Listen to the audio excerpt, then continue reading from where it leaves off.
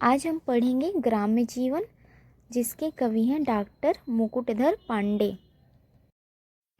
छोटे छोटे भवन स्वच्छ अति दृष्ट मनोहर आते हैं, रत्न जड़ित प्रसादों से भी बढ़कर शोभा पाते हैं।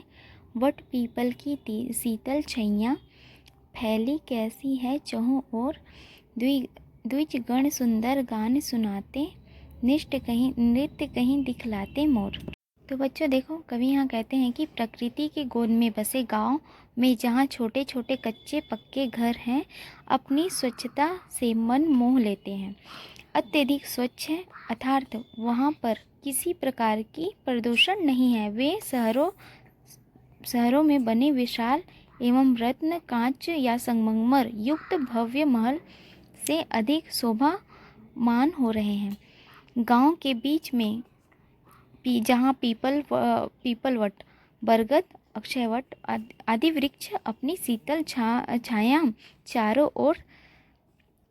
चारों ओर तरफ से बिखेर रहे हैं, जिनमें पक्षियों का समूह कलक करता है और अर्थात पक्षियों की चहचहाट जो चहचहा रहे हैं, जो कि कर्णप्रिय लगते हैं। और पर्वतीय क्षेत्र में बादलों के घिरने पर कहीं कहीं मयूर नृत्य करते हुए दिखाई पड़ते हैं।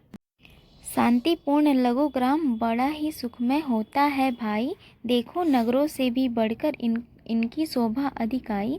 कपट द्वेष छलहीन यहाँ के रहने वाले चतुर किसान दिवस बिताते हैं, प्रफुल्लित चित्त करते हैं अतिथि का मान।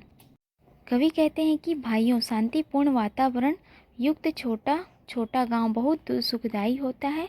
वे नज़र जहां विशाल जन समूह होता है, उनसे अधिक गांव सुंदर एवं सुखकारी होते हैं, जहां छल ईर्ष्या से रहित सहज स्वभाव वाले किसान कृषक के मन में जीवन यापन करते हैं और करते हुए अतिथि देवो भव, इसका सार्थक अर्थ है कि अतिथि का सम्मान भी करते हैं। आसपास में फुलवारी, कहीं कहीं पर बाग अनुपम, केले नारंगी के तरुगण दिखलाते हैं सुंदर रूप। नूतन मीठे फल बागों से नित्य खाने को मिलते हैं, देने के फुलेल सा सौरभ पुष्प यहाँ नित्य खिलते हैं। देखो बच्चों, कवि यहाँ कहते हैं कि गांव के आसपास सुंदर पुष्पों से युक्त फुलवारी सजी हुई है, जिसमें से निकलने वाली सुगंध से गांव का वातावरण को मनमोहक एवं सुगंधित कर देती है। और कहीं कहीं गांवों में बगीचे हैं, जिनमें केले नारंगी आदि वृक्ष अपनी सुंदरता को प्रदर्शित कर रहे हैं, और जिनमें अनेक प्रकार के फलदार वृक्ष से कारण ऋतु के मीठे फलों का आस्वादन किया जाता है। और फुलवारी में ऐसे पुष्प खिलते हैं कि जिनकी महक इत्र की तरह होती है। पास जलाशय के खेतों में ईख की खड़ी लहराती है, हरी भरी यह फसल धान की कृषकों के मन को भाती है। खेतों में आते हिरणों के बच्चे चुपचाप, यहाँ नहीं है छली शिकारी जो धरते सुख के पदचाप। कभी कभी कृषकों के बालक उन्हें पकड़ने जाते हैं, दौड़ दौड़ के थक जाते हैं, वे कहाँ पकड़ में आते हैं। बहता एक सुनीमल झरना कलकल शब्द सुनाता है, मानव कृषकों को उन्नति के लिए मार्ग बतलाता है। देखो बच्चों, कवि यहाँ कहते हैं कि गांवों के पास स्थित जलाशय जैसे नदी, तालाब, कुआं, नलकूप व झरनों आदि के होने के कारण में खेतों में जो गन्ने, धान फसल हरियाली युक्त जो लहराती हुई किसानों के मन को भाने वाली होती है।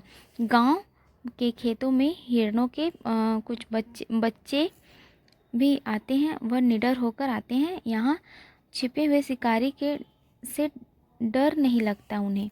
कभी कभी गांव के बच्चे उन हिरण को पकड़ने के लिए आते हैं, और बच्चे उन्हें पकड़ने के लिए पीछा करते हैं, जिससे वह श्रमिक के बच्चे थक जाते किंतु उन्हें पकड़ नहीं पाते हैं। गांव में बहने वाली झरना, जिसमें निरंतर कलकल गूंजती रहती है, और कभी कहते हैं कि मानो ये झरने किसान के विकास का रास्ता बतला रहे हो। गोदन चरते कैसे सुंदर गलघंटी बजाती, बजती सुखमूल चरवाहे फिरते हैं सुख से।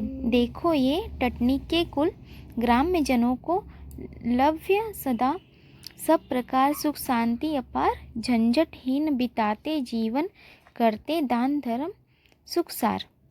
देखो बच्चों, कभी यहाँ कहते हैं कि गाय जिनके गलों में घंटियाँ बंधी हुई थी, उनकी टन की आवाज़ चारों तरफ गूंज रही थी, जिसे सुनकर अपार सुख का अनुपम हो रहा था। और चरवाहे नदी के दोनों किनारों पर आनंद पूर्वक गाय चरा रहे हैं। गांव वासियों को हमेशा सब प्रकार के सुख और अलौकिक शांति प्राप्त होती है। वे बिना किसी लड़ाई झगड़े आदि समस्याओं से रहित होकर दान धर्म आदि जीवन के लिए मुख्य हैं करते हुए जीवन यापन करते हैं। धन्यवाद।